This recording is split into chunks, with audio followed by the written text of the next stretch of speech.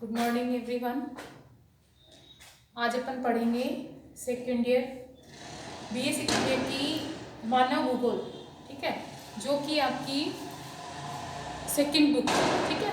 मानव भूगोल BA second year की second book है, उसके बारे में आज अपन अध्ययन करेंगे। तो आज अपन पढ़ेंगे मानव भूगोल के मूल सिद्धांत, ठीक है। तो मानव भूगोल के मूल सिद्धांतों की यदि अपन बात करें तो जो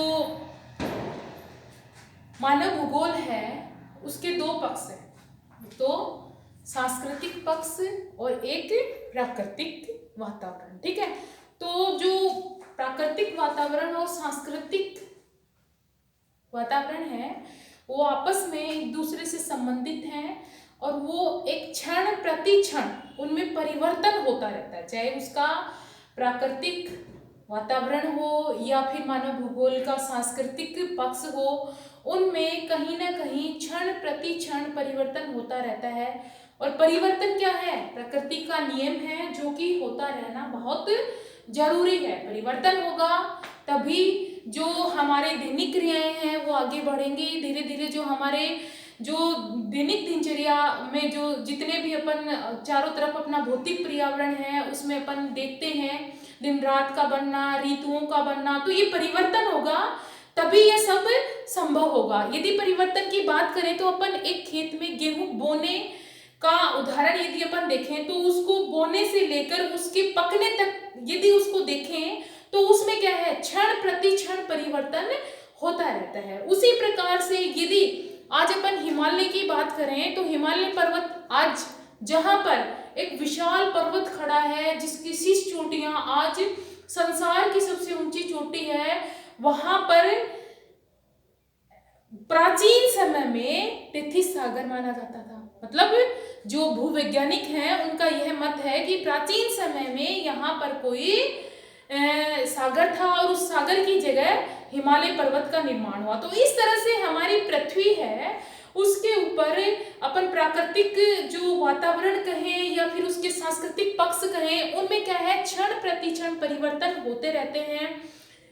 वो चाहे धीमे परिवर्तन हो चाहे वह मतलब तेज गति से होने वाले परिवर्तन हो। तो जो मानव भूगोल का जो अपन केंद्र बिंदु कह सकते हैं, वो नाम से पता चल रहा है मानव भूगोल तो क्या है, मानव ही उसका केंद्र बिंदु है और वह अपने जो सांस्कृतिक पक्ष होते हैं उनके द्वारा प्राकृतिक वातावरण में परिवर्तन करता रहता है, ठीक है।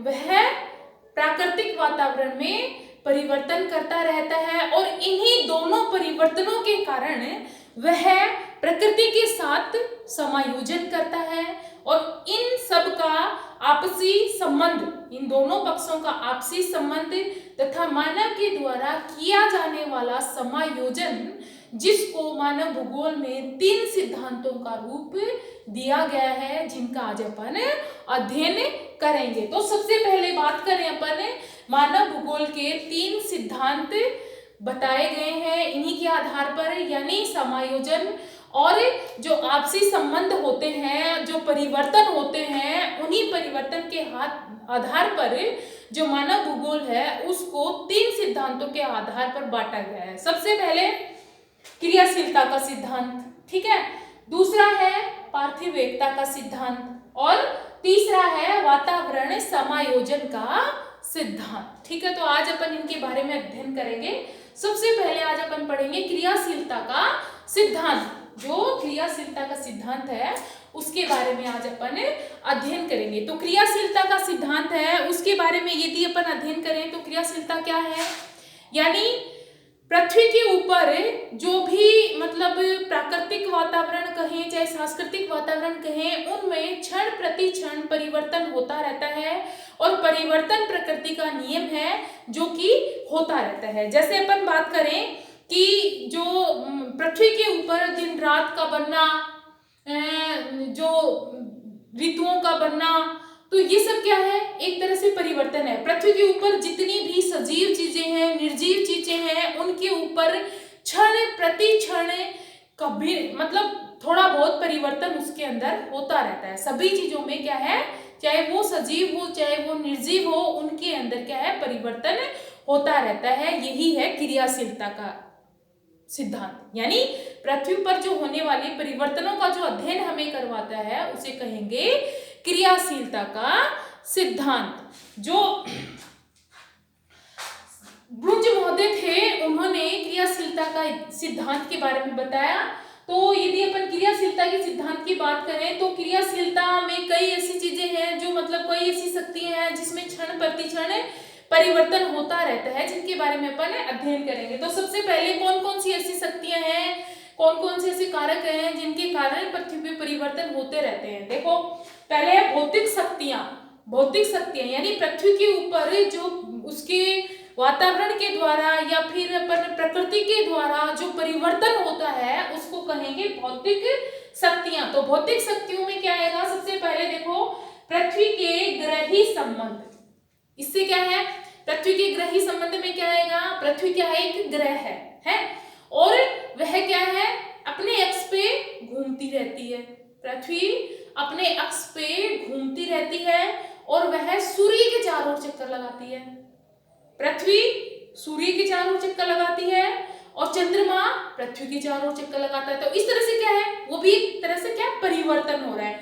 दूसरा, उनके चक्कर लगाने से क्या होता है, दिन रात बनते हैं, ऋतुएं बनते हैं, वायु भार, ठीक है, वायु दाब की पेटियां बनती हैं। तो ये सारे परिवर्तन हैं वो किससे हो रहे हैं, पृथ्वी के घूमने से हो रहे हैं। तो सभी परिवर्तन हैं वो अपनी मतलब जो क्षण प्रति क्षण है वो परिवर्तन होते रहते हैं, ठीक है, पृथ्वी के घूमने के कारण।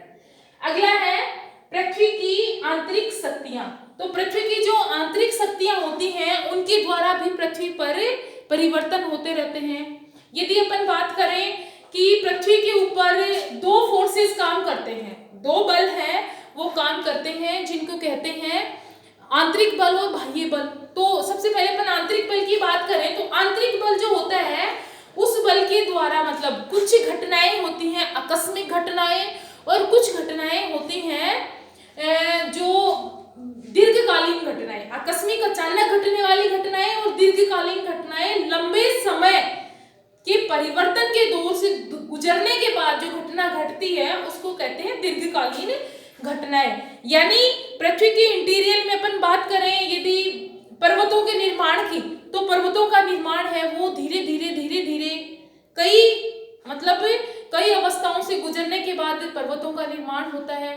कई बार क्या है, कहीं खाइयां हो जाती हैं, कहीं होस्ट पर्वतों का निर्माण हो जाता है। तो वो क्या है, पृथ्वी की आंतरिक शक्ति है और दीर्घकालीन बलों के द्वारा वो धीरे धीरे क्या है, वो पृथ्वी पर एक स्थलाकृति का निर्माण हो रहा है। उसी प्रकार से यदि बात करें अपन आकस्मिक घटनाओं की, तो हमारी पृथ्वी पर क्या है, जैसे भूकंप का आना आकस्मिक घटना हो गई। एक भूकंप आया, अपने चारों तरफ का वातावरण ही चेंज हो गया, ठीक है।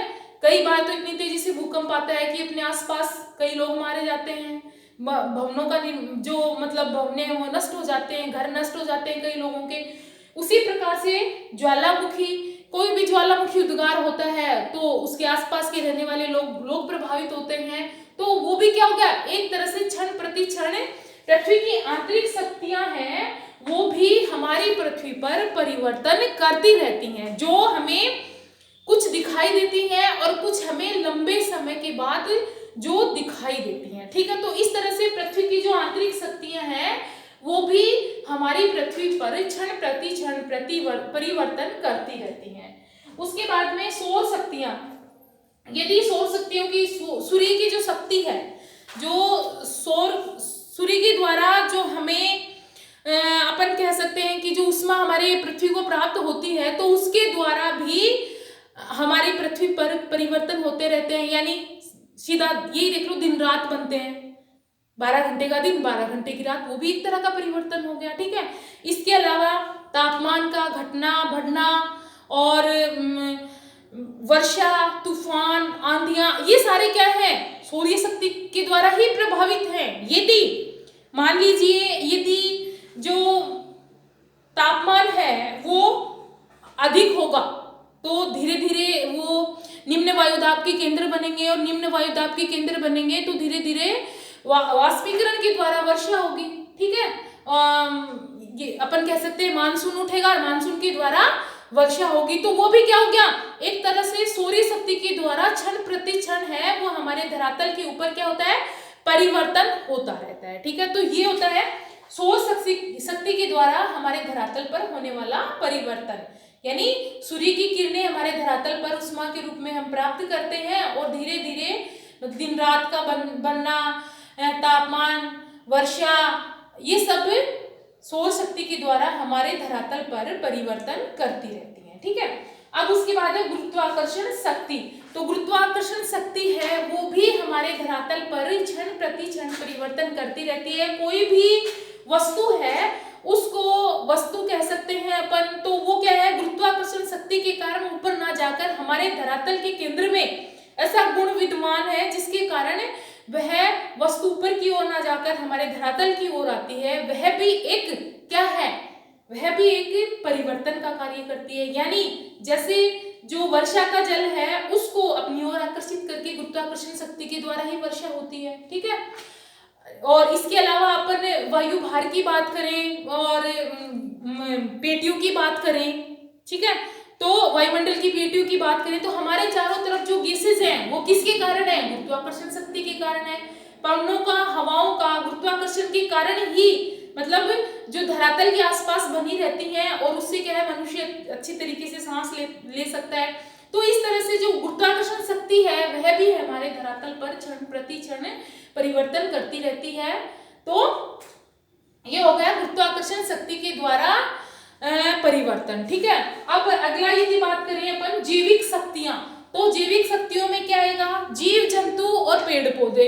जीव जंतु और पेड़ पौधों के द्वारा भी हमारी पृथ्वी के ऊपर क्षण प्रति क्षण परिवर्तन होते रहते हैं। जैसे उदाहरण के लिए हमारे धरातल पर जितने भी पेड़ पौधे हैं जब वो उगते हैं तो धीरे धीरे क्या है, उनकी जो नीचे की चट्टानें कह सकते हैं, मिट्टी कह सकते हैं, जैसे वो उगते हैं तो उनकी जो जड़ें होती हैं वो उन सेल और मिट्टी की जो संरचना है उसको धीरे धीरे ढीला करती जाती हैं। तो वो भी क्या हो गया, एक तरह से परिवर्तन हो गया। इसके अलावा यदि बात करें जीव जंतुओं की, तो जीव जंतु क्या है, अपने रहने के लिए गुफा बनाते हैं। तो जो गुफा बनाते हैं तो वह भी क्या है, चट्टानों में और सेलों में उनको उनमें कटाव करते रहते हैं, उनको खोदते रहते हैं, जिनके कारण वह परिवर्तन करते रहते हैं। तो इस तरह से कई प्रकार की ऐसी जैविक शक्तियां हैं जो हमारे धरातल को प्रभावित करती रहती हैं, क्षण प्रति क्षण उनके अंदर परिवर्तन करती रहती हैं। ठीक है, फिर उसके बाद है मानवीय शक्तियां। तो मानवीय शक्तियों के बारे में आपको पता ही है, मानव क्या है, मानव एक बुद्धिमान जीव है, महत्वाकांक्षी जीव है। वह क्या है, क्षण प्रति क्षण हमारे धरातल पर परिवर्तन करता रहता है। यानी कभी सड़कों का बनाना, कभी सुरंग का बनाना, कभी नहर का बनाना, तो ये भी क्या हो गया, हमारे धरातल पर एक परिवर्तन हो गया। तो इस तरह से हमारे धरातल के ऊपर जो भी चीजें हैं वो सजीव हो चाहे निर्जीव हो, वो क्या है, क्षण प्रति क्षण धीरे धीरे उनमें परिवर्तन है वो होता रहता है, जो कि क्रियाशीलता का सिद्धांत कहलाता है। यानी धरातल पर जो भी परिवर्तन हो, जो हमें मतलब कुछ घटनाएं हमें तुरंत दिखाई देती हैं, कुछ हमें नहीं दिखाई देती, जो धीरे धीरे जो परिवर्तन होता है या आकस्मिक जो परिवर्तन होता है वह आता है क्रियाशीलता के सिद्धांत में। अब आगे है पार्थिव एकता का सिद्धांत। तो कल अपन पढ़ेंगे पार्थिव एकता का सिद्धांत। धन्यवाद।